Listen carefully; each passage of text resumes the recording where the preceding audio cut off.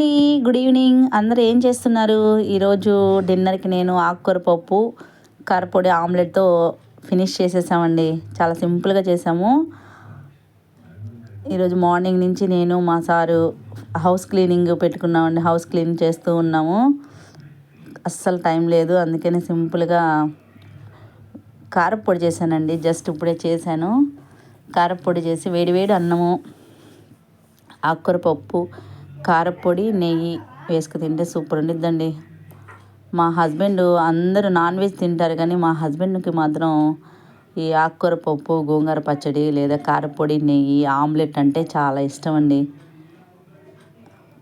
చాలా ఇష్టంగా తింటారు. మా అమ్మ ఎప్పుడైనా వచ్చినప్పుడు గోంగూర పచ్చడి చేయించుకొని అమ్మతో ఇష్టంగా తింటారండి. మా అమ్మగారు మా హస్బెండ్ కోసం గోంగూర పచ్చడి చేస్తారు బాగా. ఆమ్లెట్, గోంగూర పచ్చడి, ఆకుకూర పప్పు లేదా కారపొడి, నెయ్యి ఇవి ఉంటే చాలండి మా ఆయనకి.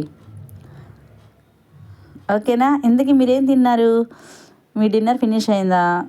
కామెంట్ సెక్షన్లో కామెంట్ చేయండి. ఓకే, వీడియో నచ్చితే లైక్ చేయండి, షేర్ చేయండి, సబ్స్క్రైబ్ చేయండి శ్రీ విద్యా దోవారి ఛానల్. ఓకే, బాయ్ అండి. Good night.